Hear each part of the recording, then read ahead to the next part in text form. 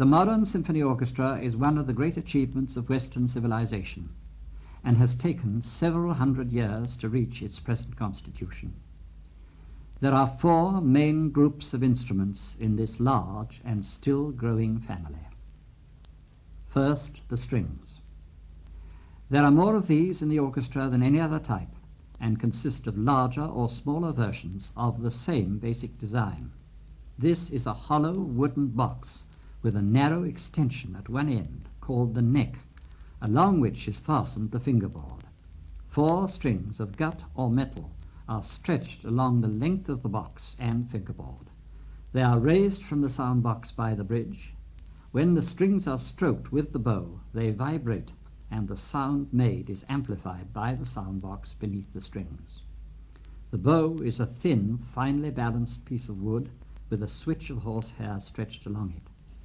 Because the strings are of different thicknesses, they produce different notes. Here are the 4 strings of the violin.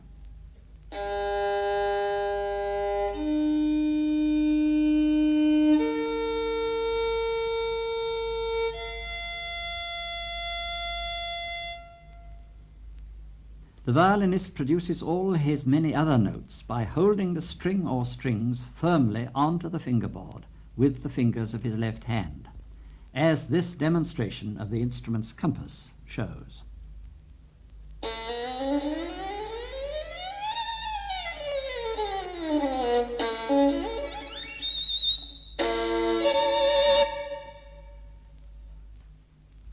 The violinist can also pluck the strings with his fingers, like a guitarist. This is called pizzicato.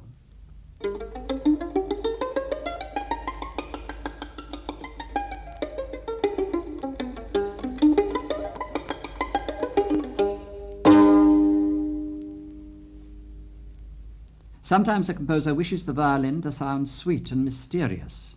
One way of doing this is to fit a small clip to the 4 strings at the bridge. This is called muting. It sounds like this.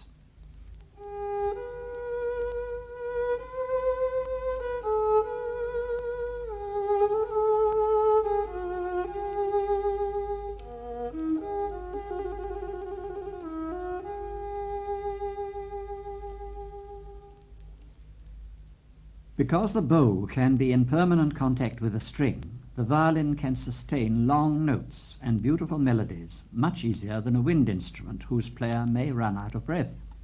Now, hear the violin accompanied by the harp sustaining a lovely passage from Scheherazade.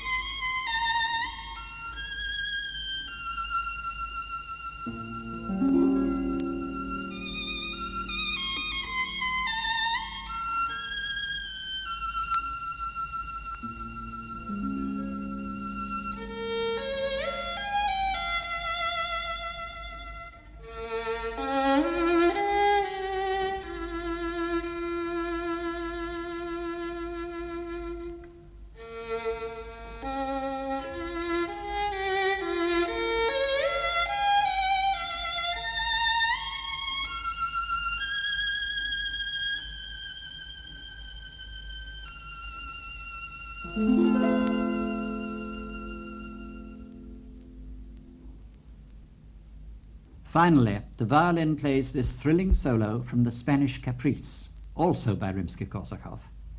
Here the violin plays with great attack and sometimes several notes at a time. This is called double stopping, and the composer uses it to great effect to conjure up the spirit and brilliance of Spain.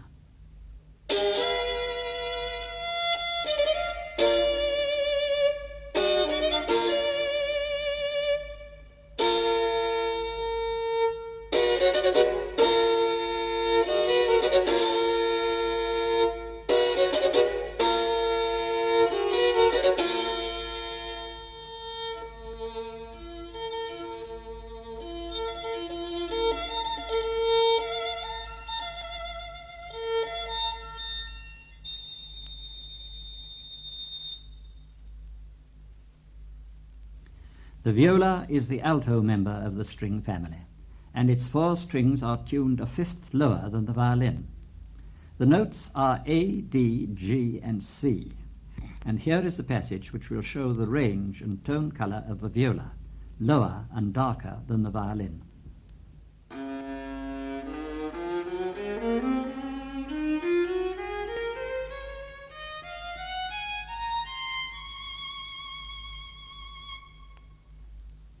The viola is not given much chance to shine, but here is a fine passage from Giselle.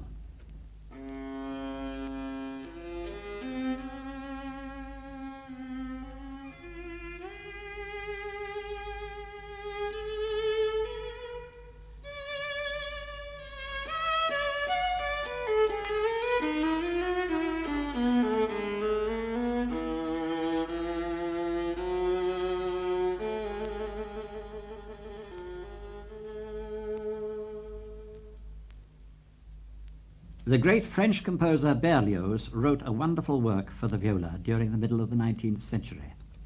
Here is a sample from Harold in Italy, which shows some of the richness and the depth of expression possible with the viola.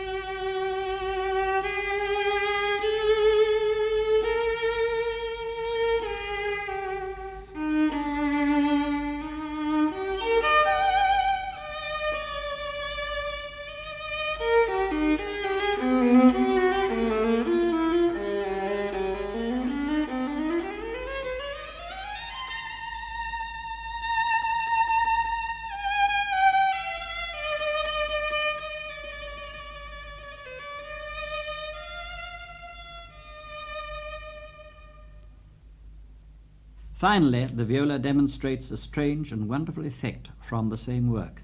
This is obtained by playing the bow across all four strings rapidly.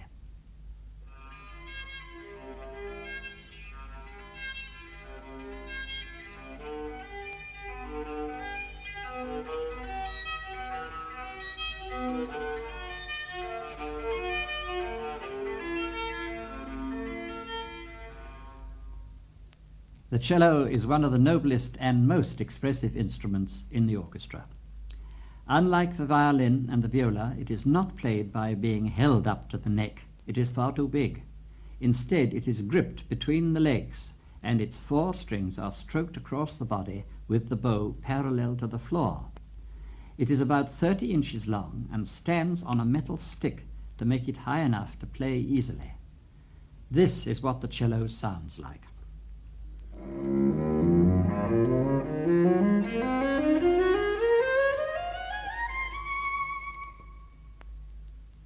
In its early days, the cello played accompaniments, but in the rich days of German Romanticism, it was given many more chances to shine. Here, the cello sings this glorious melody from the third movement of the second piano concerto of Brahms.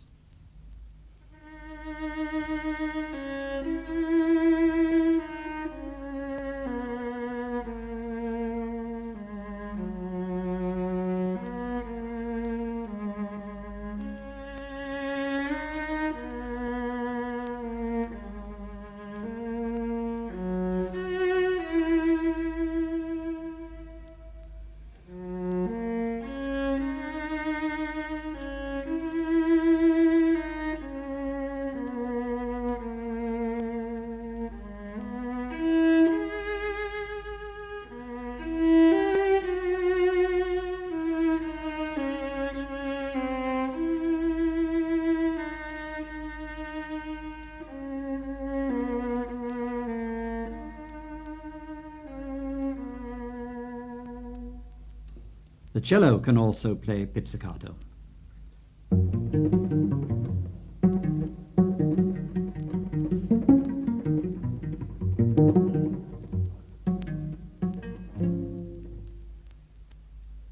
Finally, here is another example of basic cello tone.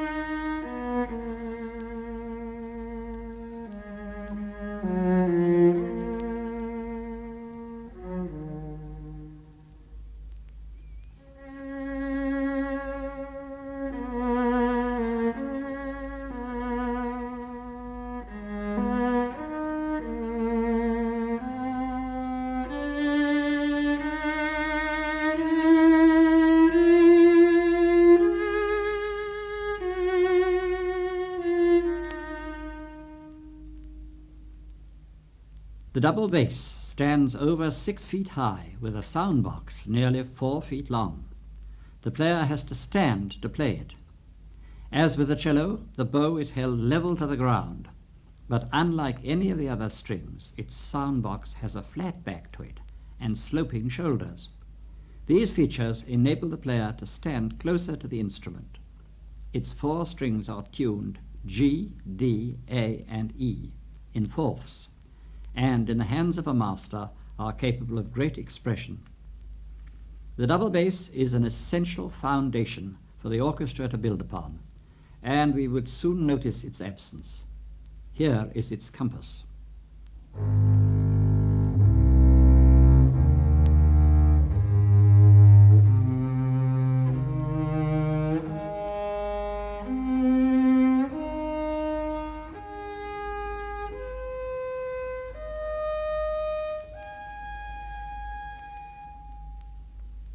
The double bass has a very telling pizzicato.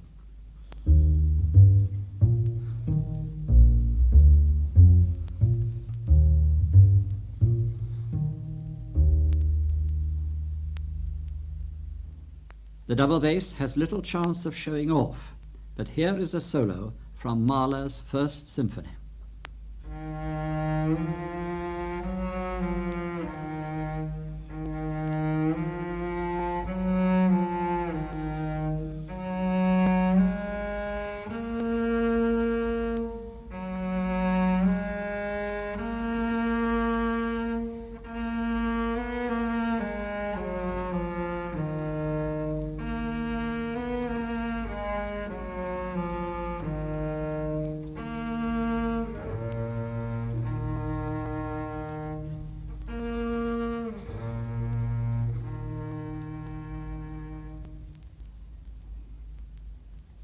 Finally, here is an example of the double bass playing harmonics. It is taken from a gavotte by the 18th century Italian composer Lorenzetti. I think this sound will surprise you from such a large instrument.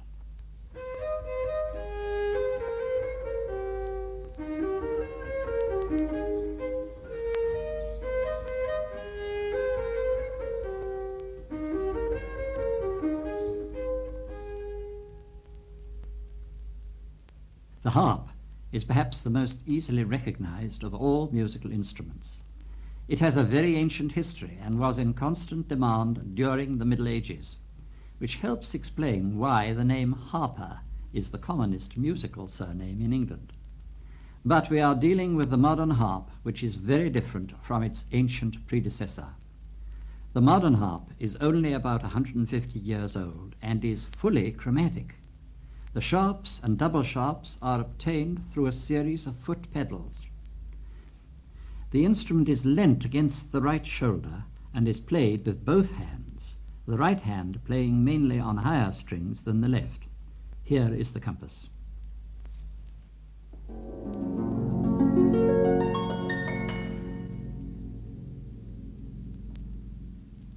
You have already heard the harp play with the violin earlier. Here it is playing a famous solo from the Spanish Caprice of Rimsky-Korsakov. This is typical harp music.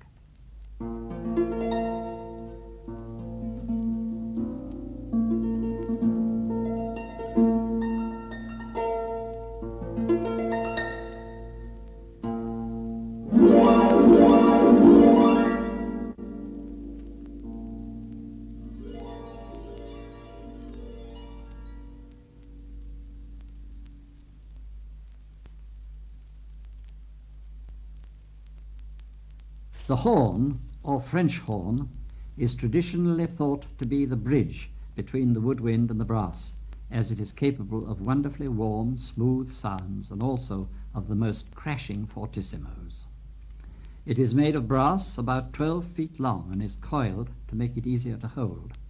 The tubing of the horn is theoretically conical and is very difficult to play. The player holds it in both hands, the left hand working the valves and the right hand resting in the bell, where it helps control the sound. During the 18th century, when it still had no valves, it was found that placing the hand in the bell helped to provide more notes than just those of its harmonic series. But here is the compass of the modern horn.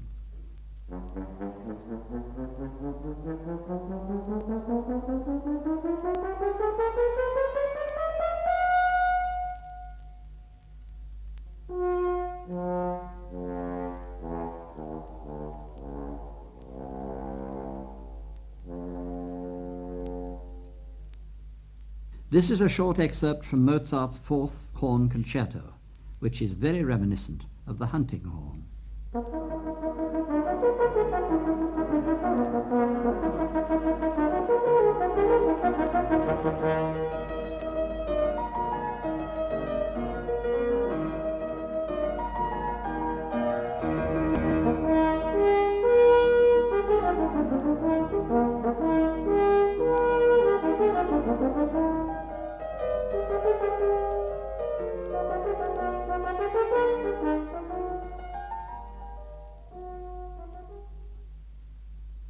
But from the same work we have a part which is very elegant and smooth.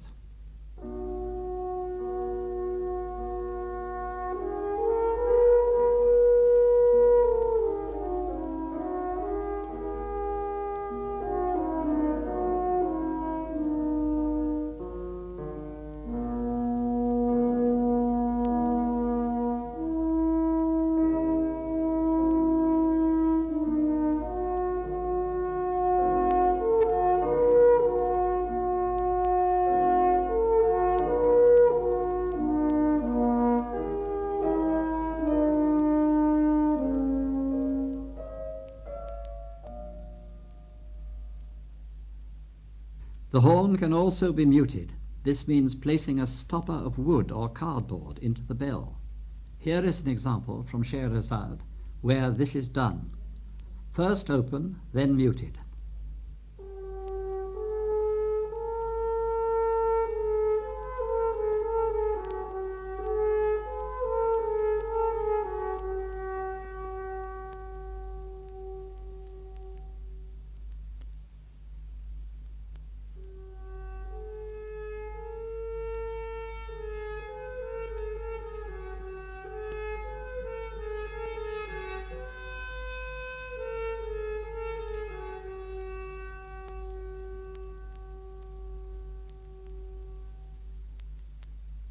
The horn has many characters. This next example shows hand stopping.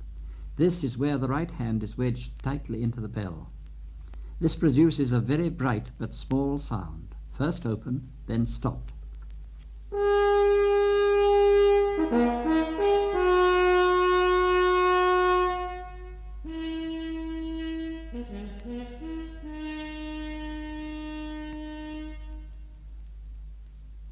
Finally, one of the most famous horn calls in the repertoire, the call from Wagner's opera Siegfried. Gone are the rather jolly sounds of Mozart. Now we have the soul of man being summoned from the depths of the forest.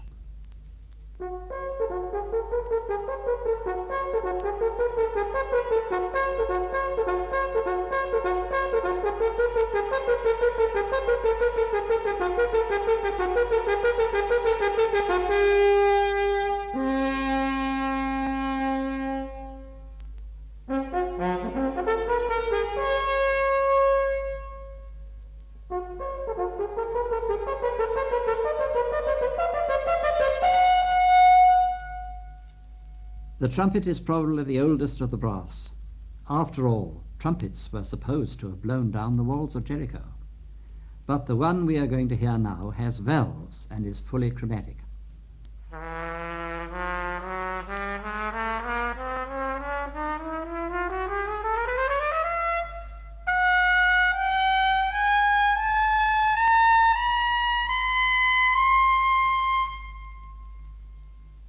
Trumpets were always used in battle to give signals, and in peacetime were associated with the king. Fanfares were always exciting. They still are. Listen to this one from the Spanish Caprice of Rimsky-Korsakov.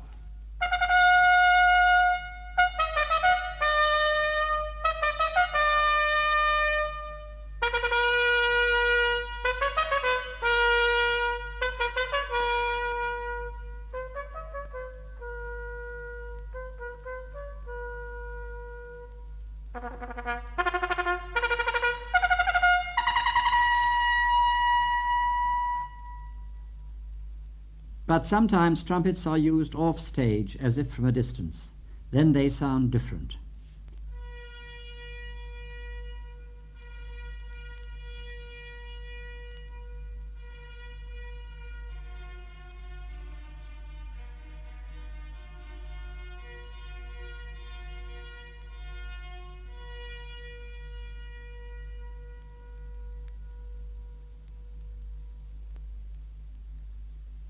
In the 17th and 18th centuries, composers wrote music that required trumpeters to play very high. This was because, in contrapuntal music, each instrument had to play the tune, and the trumpet, because it was not yet chromatic, could only play tunes at the extreme top of its compass, where the harmonics were closer together. This was known as the clarino register, and here is an example of such playing from Bach's Second Brandenburg Concerto.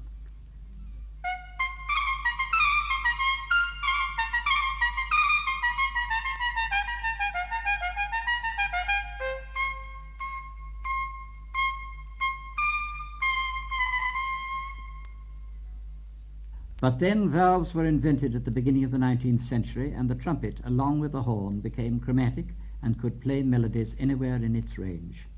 Here is one of the earliest examples of writing for the chromatic trumpet, and still one of the best, the slow movement of the concerto by Haydn.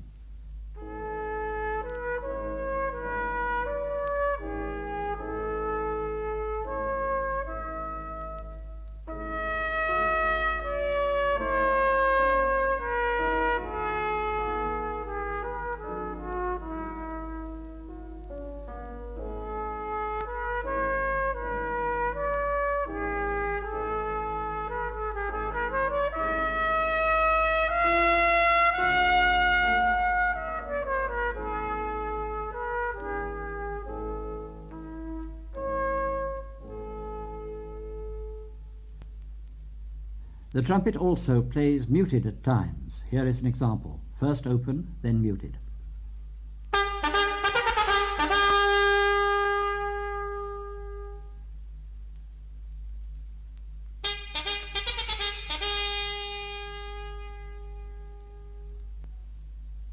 Once valves were invented, all sorts of tricky and impressive things became possible. Here is an example that could only be played with valves. In fact, it was written for the cornet, but here it is on the trumpet.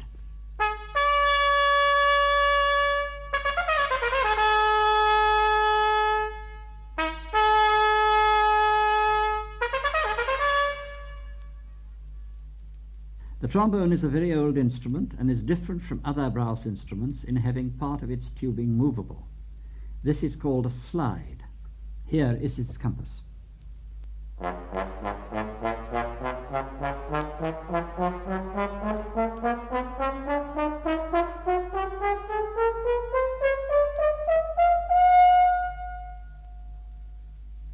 And now its most famous characteristic, its ability to play glissandi.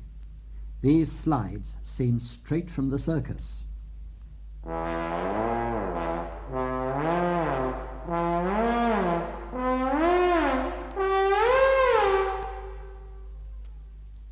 But the trombone is a noble instrument as well, and here is proof from the overture Tannhäuser, played on the tenor trombone.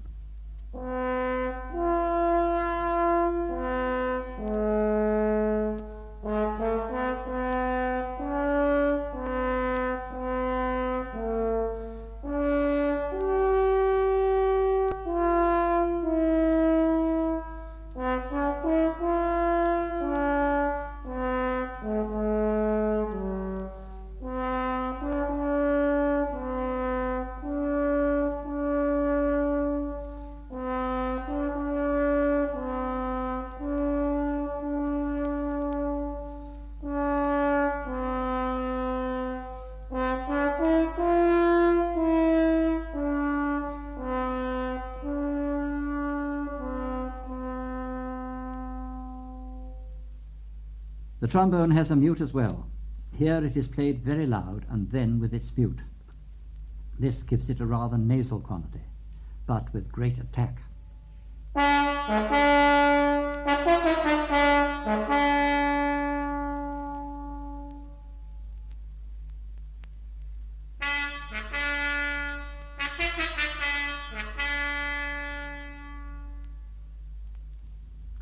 But the trombone is also capable of great beauty and can play a melody as well as any other instrument. Here is the famous solo from Mozart's Requiem Mass. This is sometimes given to a cello to play. One wonders why, when it is played as beautifully as this.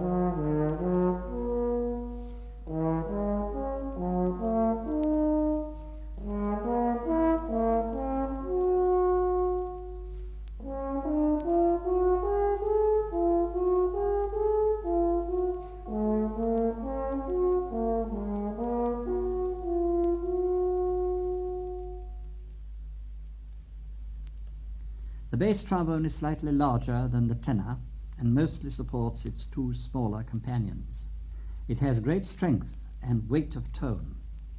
Here are its lower notes.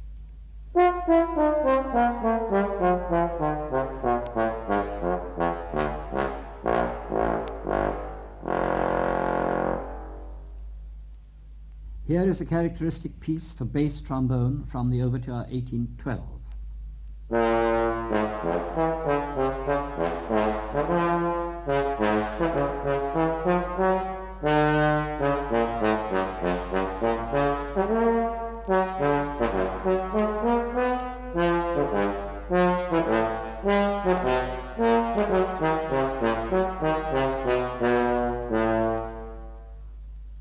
The tuba is a large brass instrument with valves.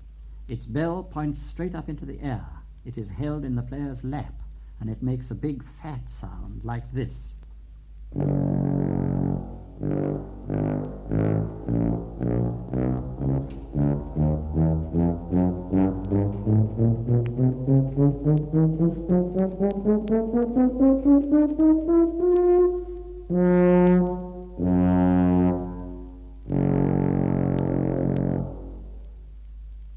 It is sometimes given solos, and here it is playing the pompous theme from Wagner's overture, The Meistersingers.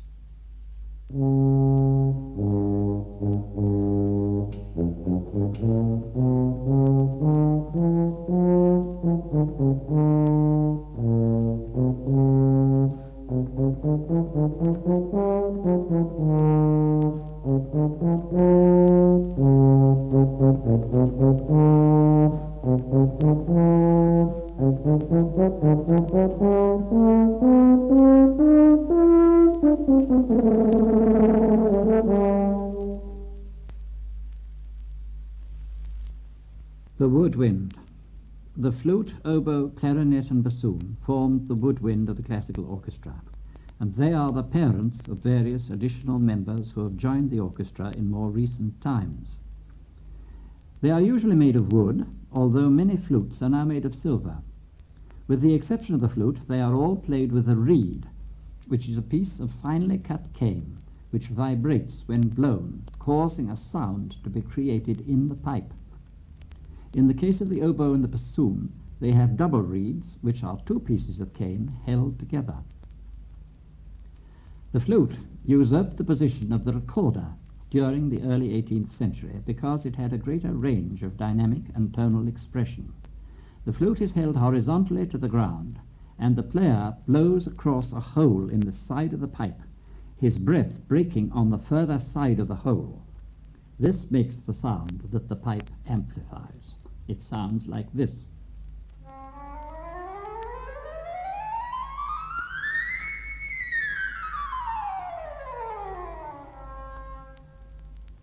The flute is a pipe with many holes in it. These holes are covered with pads which the player opens and closes with the fingers of both hands. It's capable of the most delicate and refined sounds, as in this excerpt from the Dance of the Blessed Spirits from Gluck's Orfeo.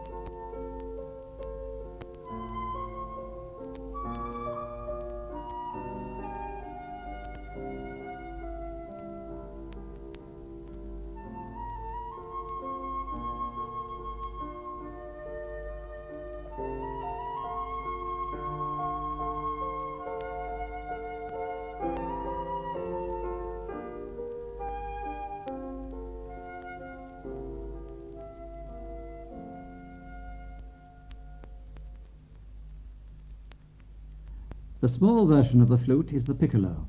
This is small enough to be carried in a coat pocket and makes a small but brilliant sound, as can be heard when it demonstrates its compass.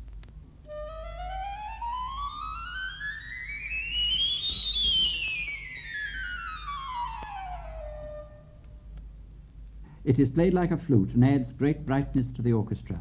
Here it is in a famous section of Rossini's overture Semiramide.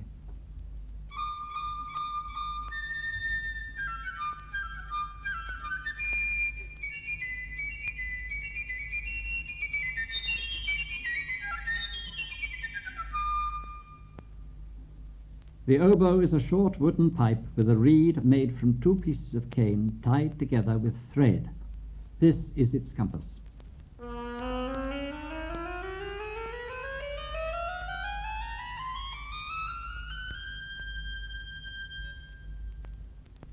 The oboe is capable of the most amazing contrasts in its tone. It has many keys and is capable of wonderful brilliance in the hands of a great player, sounding almost trumpet-like. Here is the famous solo from The Silken Ladder of Rossini.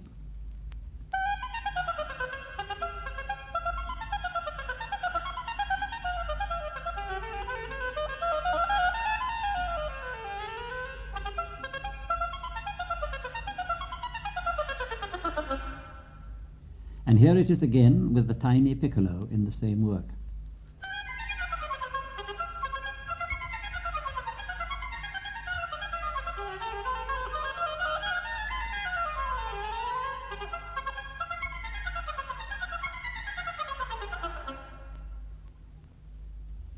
However, the oboe also has the ability to be very sad. This is the opening of the Funeral March from Beethoven's Eroica, where its sadness is also full of grandeur.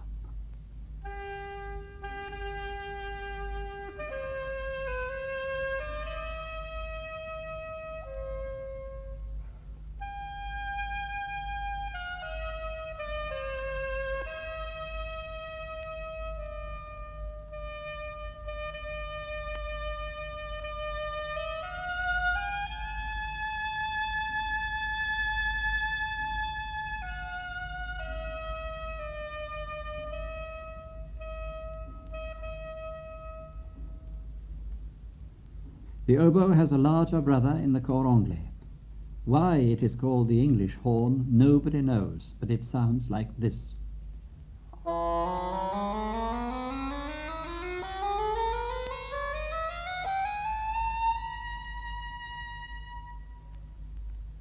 The cor anglais is rarely asked to be agile, for composers know that its great quality is in depicting pastoral scenes, full of nostalgia. This piece is from the slow movement of Dvorak's New World Symphony.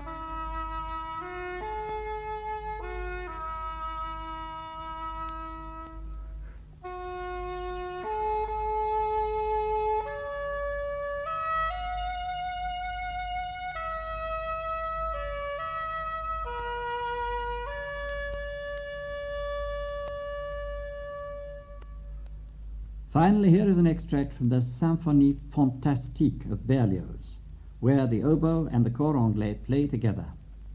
It has the effect of an echo, as the oboe is placed off stage and is meant to be in the distance.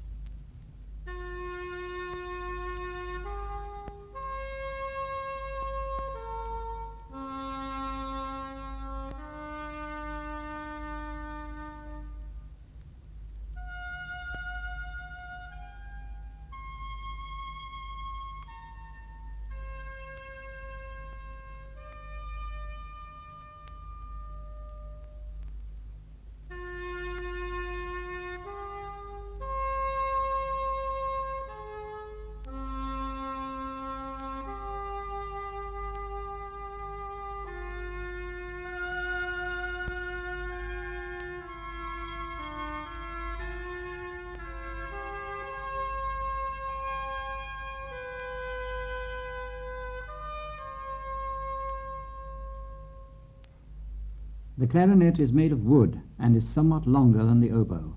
It has a single reed. That is one piece of cane tied against a mouthpiece of plastic or ivory. The clarinet is the newest member of the woodwind family, coming into general use during the second half of the 18th century. As its title shows, it was used to play very high in the clarino register of the trumpet. Here is the compass of the A clarinet.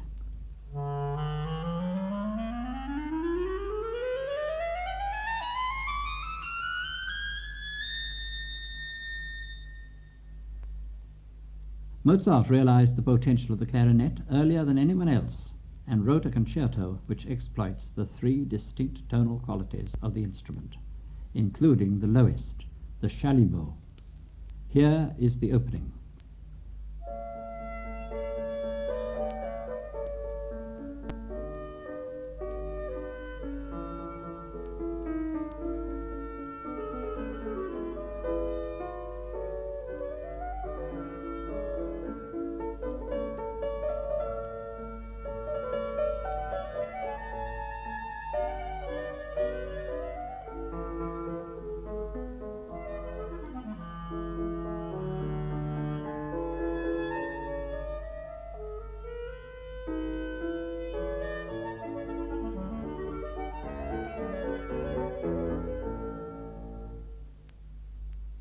The next example shows the extremely wide range of expression of the clarinet, soft and loud, high and low.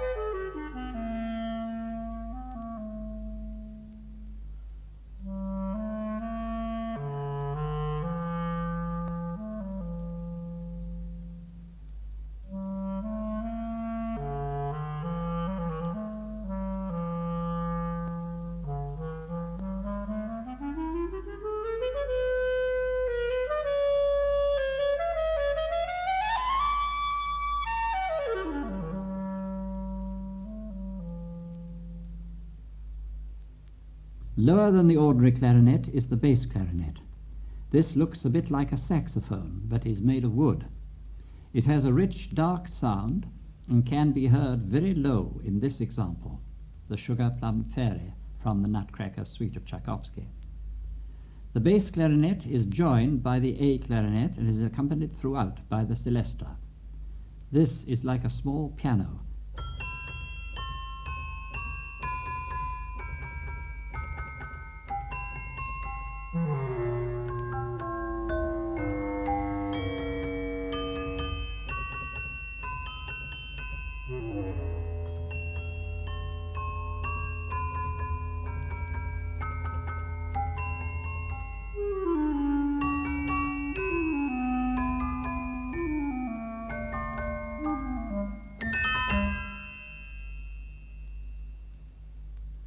Finally, the smallest of the clarinets, the little E flat. This is very high indeed.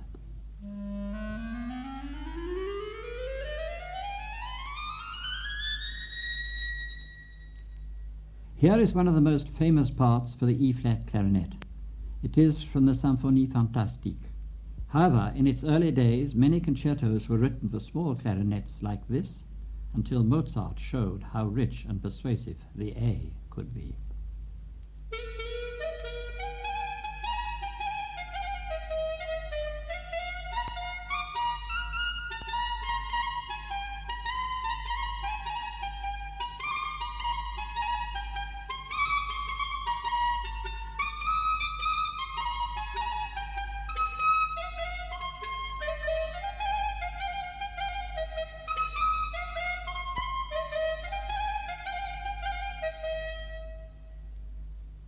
The bassoon is the bass woodwind instrument and has a double reed like the oboe. It is so long that it would be inconvenient to play straight, so that the bassoon is made doubled back upon itself. The player holds it down his right-hand side and holds it in both hands. It makes a very individual sound, like this.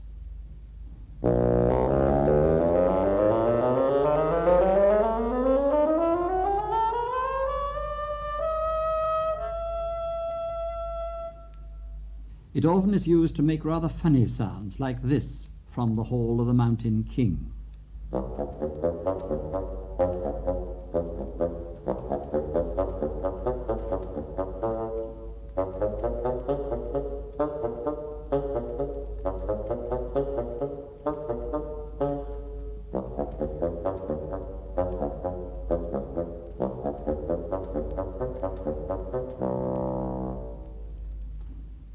But it also is capable of great expression, as in this solo from Scheherazade.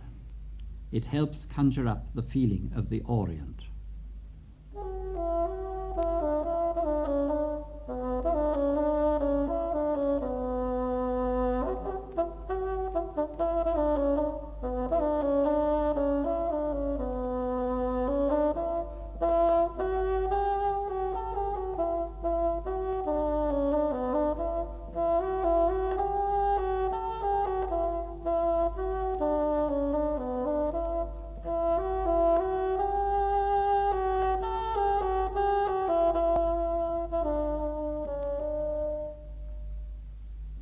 Finally, here is a small part of Leonora No. 3 overture of Beethoven, where the bassoon plays a duet with the flute we heard earlier.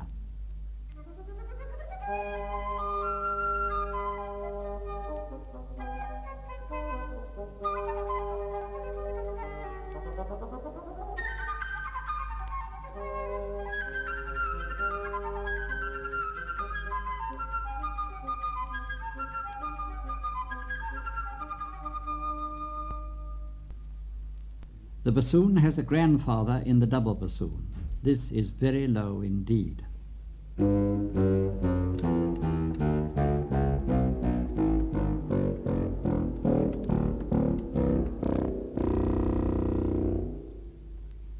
The double bassoon plays the same role with the woodwind that the double bass did with the strings. It doesn't often shine, but provides a solid platform. Here it plays the Dies Irae rather solemnly.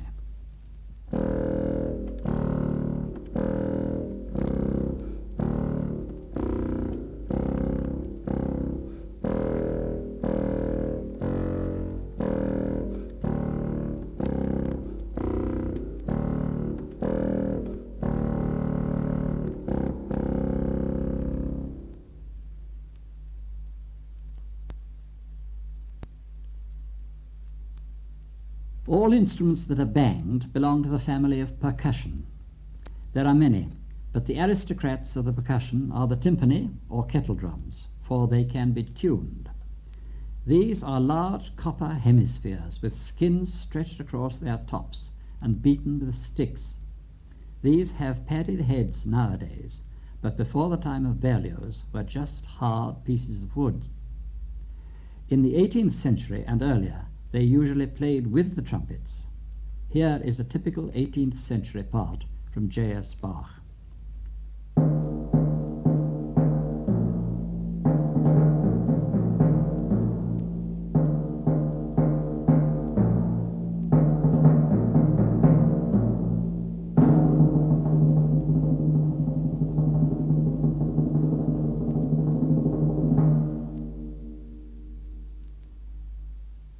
The drums are of different sizes, and the skin can be tightened or slackened by T-screws and a metal rim around their circumference.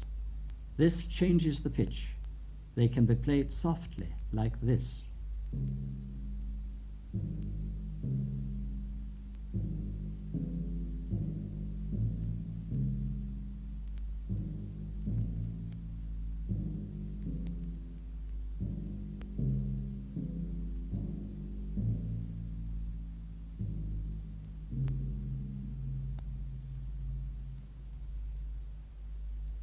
Now the same passage with different sticks. Note the change of quality.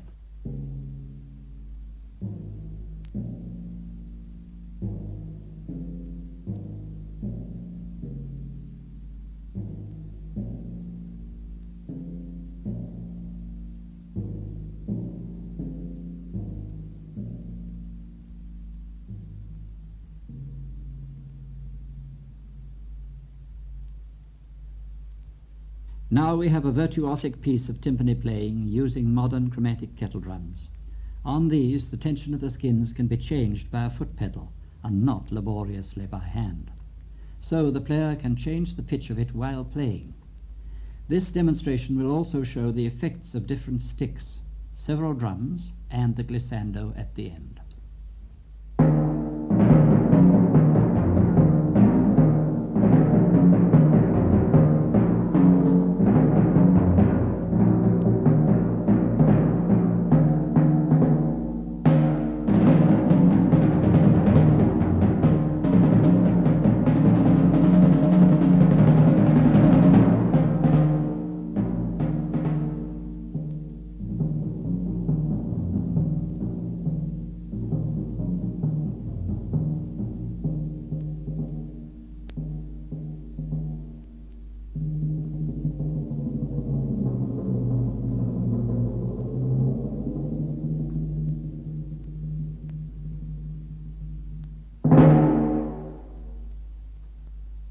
Now we have the glissando effect in isolation, as the timpanist plays single notes and alters the tension of the skin for each stroke.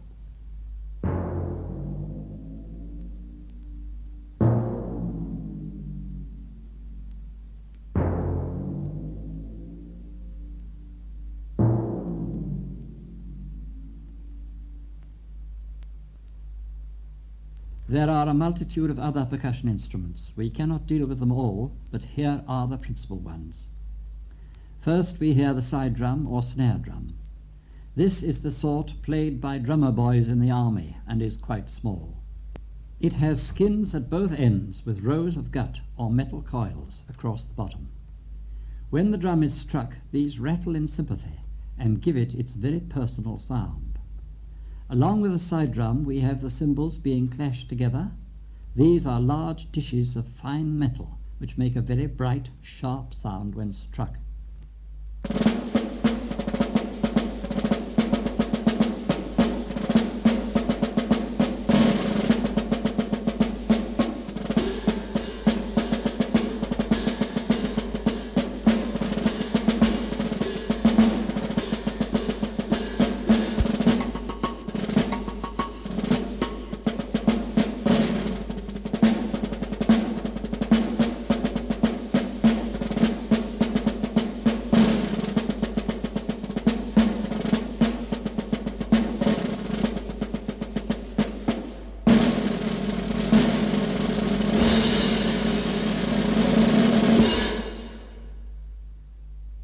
Now here come the sleigh bells and whip.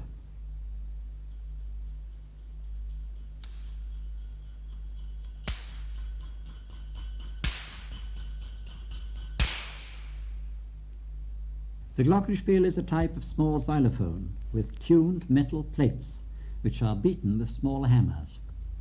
The Chinese block can also be heard with its somewhat oriental sound.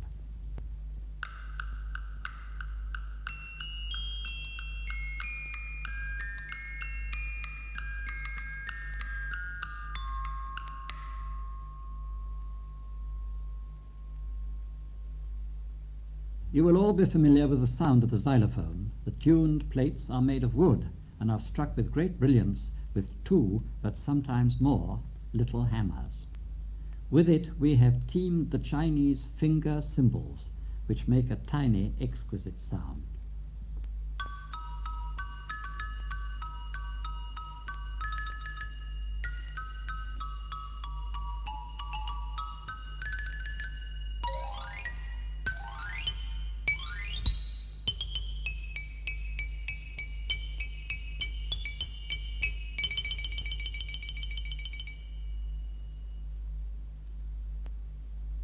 The tubular bells are metal tubes cut to different lengths and hung from a horizontal bar. When struck with wooden mallets, they give a very good imitation of ordinary bells.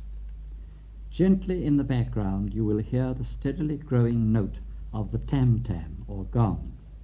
This is a large type of dinner gong, and when beaten gently, its sound grows and swells in volume and intensity, like this.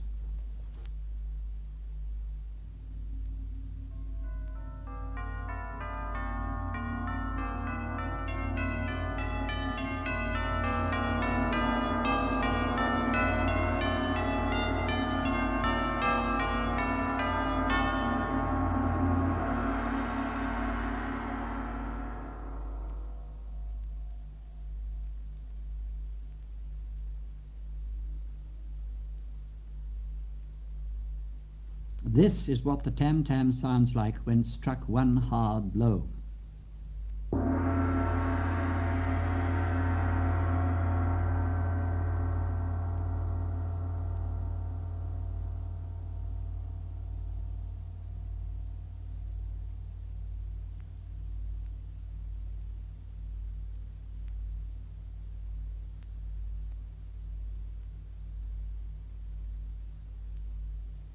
The bass drum or big drum stands on its side and makes a deep, warm sound. It has more than one sound, though, depending upon the way it is beaten. We have included with the bass drum a series of interesting percussion instruments. First, you will hear the castanets, which evoke the atmosphere of Spain. These consist of two round and hollowed pieces of wood, held between the fingers and clapped together to give their sharp sound. Secondly, we have the tambourine. This is a small hoop of wood about a foot across, with vellum stretched across it, and also metal discs let into slots. These jangle when the tambourine is rattled, as it is here. This is followed by the triangle, which is made of a single piece of metal rod and is struck with another piece of metal. Then the tambourine returns, but this time struck hard on the vellum instead of rattled. And finally, we have one cymbal poised on a stand, which is beaten with a drumstick.